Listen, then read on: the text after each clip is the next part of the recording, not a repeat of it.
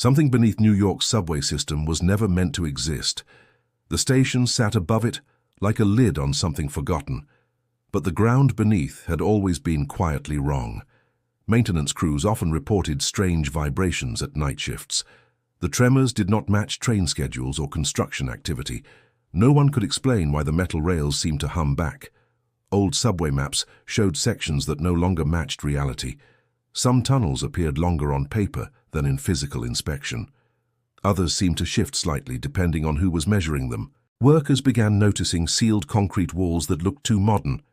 These sections were not listed in any official renovation records, yet the concrete looked freshly poured and carefully reinforced. One engineer swore he heard breathing behind a sealed tunnel wall. He pressed his ear against it during a routine inspection. The sound stopped only when others approached behind him. Security dismissed it as fatigue caused by long underground shifts. But reports like this became increasingly frequent over several weeks. Something beneath the station was beginning to feel aware. Blueprint discrepancies started raising concerns among senior city engineers.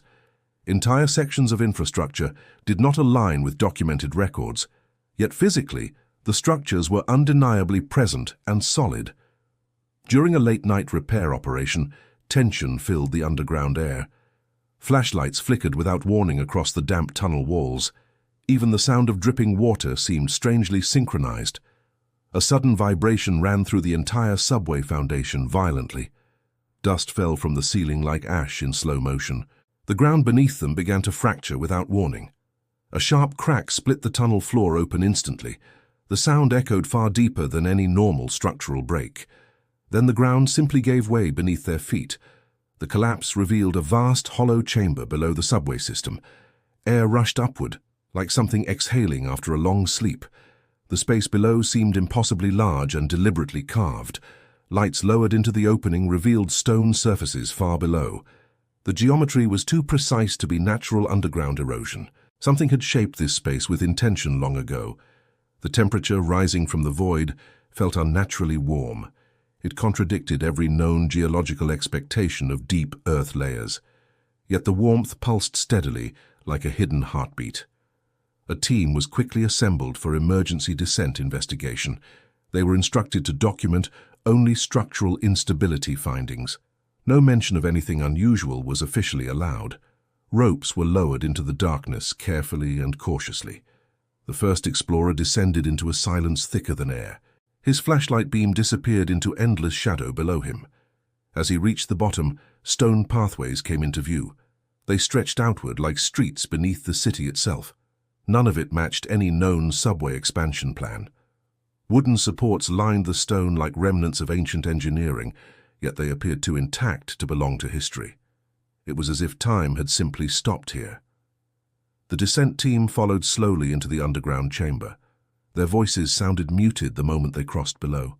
Even breathing felt heavier in the enclosed darkness. They discovered carved rooms embedded directly into rock walls.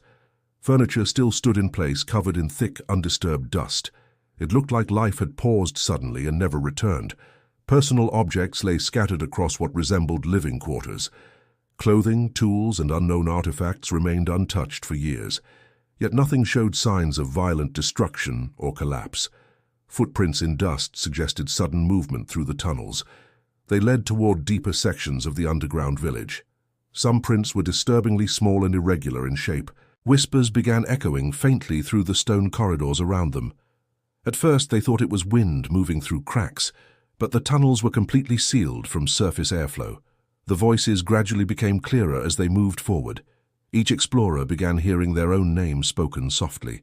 No two people heard the same direction of sound. The group attempted to maintain formation, but failed quickly. Corridors shifted subtly whenever they turned their backs. The structure itself seemed to rearrange around their movement. One member broke away chasing what he believed was an exit. His flashlight vanished into darkness before anyone could follow. Only his fading footsteps echoed back through the tunnel. Panic spread as communication devices began to malfunction completely. Radios produced distorted human-like speech instead of clear signals. Something was interfering with every attempt at contact. The tunnels no longer matched any logical spatial layout. Paths extended further than physically possible underground distances. The village was becoming something alive around them. At the center, they found a wide stone square. A tall pillar stood in its exact middle position. Strange symbols covered its surface like ancient language. The symbols appeared to pulse faintly under flashlight exposure. One researcher reached out, despite visible warnings from others.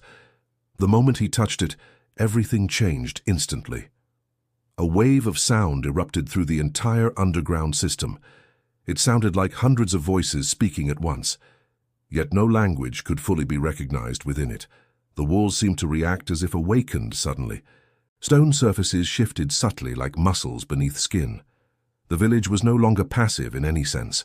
Something unseen began moving between the corridors around them. Shadows formed at the edges of every light source. Each one disappeared the moment it was observed directly. The explorers realized they were no longer alone down there. Something had been waiting within this underground settlement, and it had finally become aware of them. Whispers intensified until they filled every tunnel completely. The sound felt personal, as if targeting each individual mind. Some voices even imitated memories from childhood and past events. Radio systems failed entirely, leaving them completely isolated below. Even emergency beacons above ground stopped responding unexpectedly. They were trapped inside a shifting underground structure. The tunnels began altering themselves more aggressively with movement. Walls extended and contracted like breathing organic matter. The village was no longer a place, but an entity. One explorer found himself separated without realizing it initially. He turned back only to find empty corridors behind him. The others had vanished into the changing structure. He wandered deeper, following voices that felt strangely familiar. They guided him through passages that should not connect. Reality itself felt unstable beneath the subway system.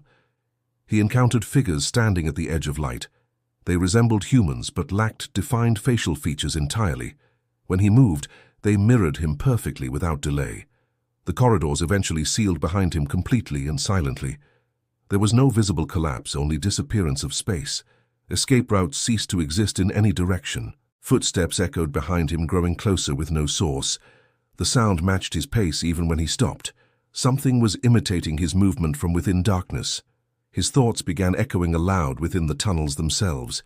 Even silent fears became spoken responses from the walls. The village had learned to reflect human consciousness. Above ground, the collapse site was quickly sealed permanently. Emergency crews poured reinforced concrete deep into the opening. Officials labeled it a structural failure without further investigation. The surviving explorer was pulled out hours later in shock. His body shook uncontrollably as he reached the surface. He refused to look back at the sealed entrance. Medical teams attempted questioning, but received no coherent answers. He kept repeating that something was still moving below. His eyes never stopped staring at the ground. He drew maps of tunnels that did not exist officially. Every sketch showed shifting corridors and living stone pathways. Authorities classified his statements as psychological trauma response. Subway operations resumed, but with strict avoidance of the site. Workers refused assignments near the collapsed station area. Even trains slowed when passing above it. Passengers began reporting strange sounds through train vents. Voices echoed faintly during late-night routes underground. No official source was ever identified for them. Maintenance sensors continued detecting rhythmic underground movement patterns, but geological scans showed nothing abnormal beneath the site. Data consistently contradicted itself without explanation. Late-night commuters reported shadowy figures near tunnel gates. Security footage was either corrupted or inexplicably blank. Investigations were quietly discontinued without public announcement. Eventually, the incident was officially closed and archived. The subway station remained permanently sealed from access, but the underground village never stopped existing.